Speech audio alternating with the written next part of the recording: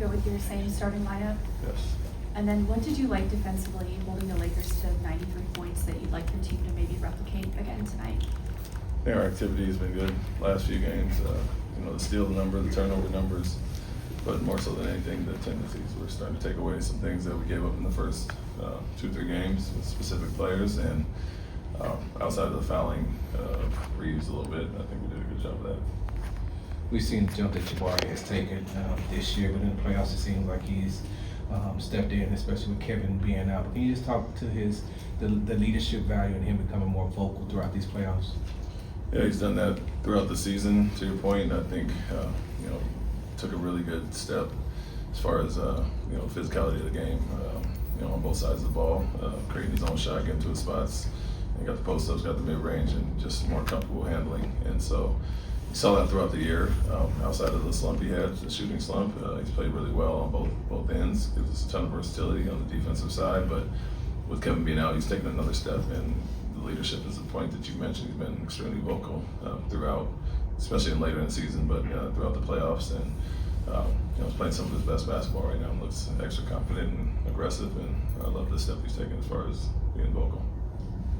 With Kevin, is the biggest obstacle with him coming back to play still just the mobility? And has he progressed to doing any kind of on-court work yet?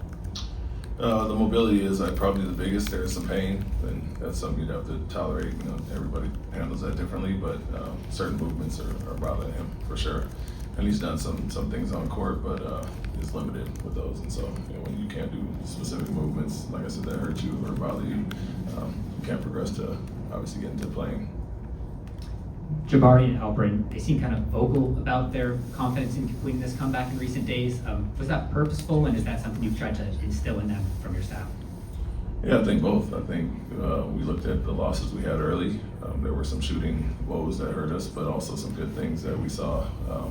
We understood if we continue those, we'd be in decent shape, and that we're guarding at a good level. And so I think more than anything, it's the things that we did well that could have won those games. And obviously, giving away game 3, we still felt confident because there were a ton of positives. And so you break it down from 3 till now, we've played a lot of really good quarters and won most of those quarters and dominated certain areas. And so that's where it's come from. I was always about staying positive regardless of that end of game situation. And I think guys are echoing that. What message did you have for your team heading into this game? More of the same. There are things we can clean up and improve on. Holding the team to 93, we didn't play as well offensively as previous game, being 115 down to 99, and so there are still areas we can improve on. And even though we're doing some things really well, and just showing the things we can still continue to take away and don't be content, which was the same message after we won the first game.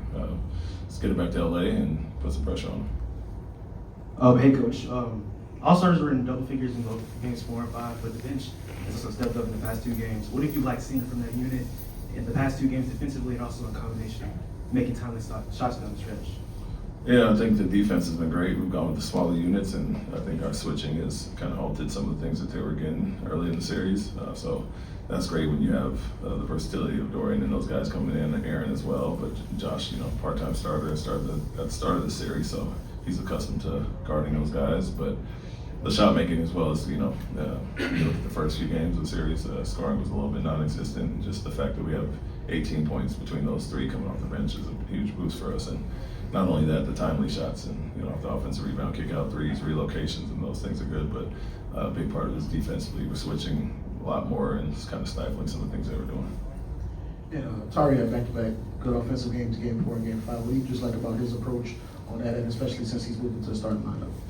Yeah, he's not relying on 3-point shots only on the makes. I think he improved in a certain area, and he got away from doing certain things early in the season that made him who he is. And now he's slashing offensive rebound, getting out in transition, getting some of those leak outs. And so it's a balance of that as well as making shots, and that's when he's at his best. Can you talk a little bit about the difference you've seen from Reed on the defensive end from his rookie season up until now, where it seems like he kind of takes on the challenge of teams going at him when he's on the court? Yeah, it's night and day. Improving with the physicality of the game, and I've always said the blow-bys are really what hurt us, and he has really good hands, and so at times he'll gamble, and when he doesn't need to, can keep people in a decent spot, and I think he's taking the hits better as far as that. When we're going to coverages at times, I like it because he's asking to switch instead of being coverage at times. So that shows his confidence, or he's ready to take on that challenge. And outside of James, we feel comfortable with him on some of their bigger wings. One of the big plays from the last game was Reed kind of taking a gamble and getting the steal on James. Is that one of those situations where it's okay for him to take that chance? Yeah, it was in transition. It's not like you're leaving a strong side corner or somebody that James is looking at. He's kind of downhill in attack mode. His man wasn't back, and as I said, he has really good instincts. We've seen that ever since his college days. Very good hands, and sometimes relies on that too much. But at the same time, we have good guys with good instincts with him, my man, and Dorian, and you got to let them do what they do. And then it seemed like in the last game, you guys attacked the matchup with Luke Kennard a little bit more than you had previously. What do you like about that matchup, and what are you hoping to see from going at him on defensively? Yeah, I think it can have a little bit of wear down factor. He had really good games early in the series, and putting him in those actions, whether he's having to guard the handler or bringing him up as a screener, has been good for us. And so making him work takes some of the legs away, from his shots, and I think we let him get away a little bit too easy in the first few games. You won 2 elimination games last year, and you won 2 elimination games this year. What do you think about this group allows them to thrive with their backs against the wall in desperate situations?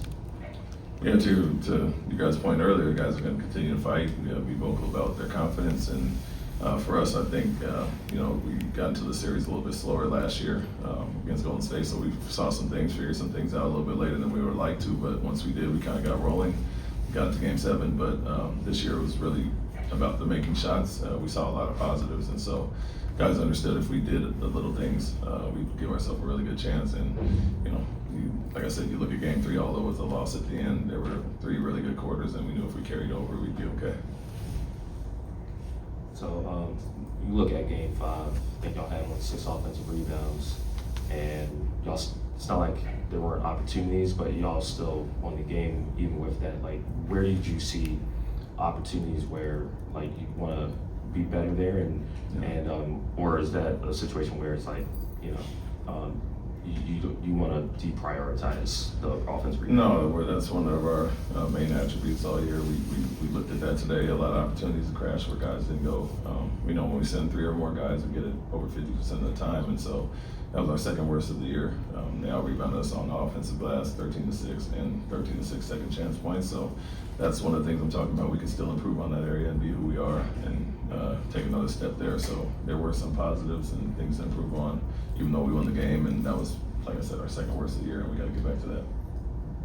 Dorian hit a couple of big threes in Game 5, which certainly always helps, but I'm curious just your overall thoughts about his defense and mobility since he entered the rotation in Game 3. Does it look like to you that he's moving any better, any fresher than he was during the regular season? Yeah, I would say yes. I mean, he didn't play for a while, so he was continuing to work on that, and when he was out of the rotation. And so we have all the numbers, the strength numbers, and, he was doing his rehabs, continuing to do that throughout the season. And for us, we like him on their big wings and on their 5s. And so, he's going to have to chase around when we switch, but we feel very comfortable with him on those guys, as we did with him on Towns and Randall and certain guys throughout the season. And so, it's going to take some time as far as that, but defensively we've been good, keeping us small, and his IQ and switching and being vocal, but offensive side also helps. And, we keep waiting, and it's going to happen. The 3s are going to fall, and waiting for one of those four make games, and we feel like that's coming. Throughout his career, we've seen the way that LeBron James has been able to close out series. What are some of the difficulties in stopping him from getting so aggressive early on? Yeah, making it tough. Nothing easy. Taking care of the ball, no early leakouts, and that's not just him, but their team in general. Making them score tough baskets, have to go through you and not get out in the transition or get the open, like we call workout shots. And so I feel with Marcus Smart, Kennard, and him in the first few games, they got those shots. They got the shots they wanted. Comfortable. We want to have that wear down factor and make them continue to work for all their baskets. Have to drive continually. So we're mixing up some coverages there and then making them work on the other end. Thanks, Coach. Thank you. Thank you.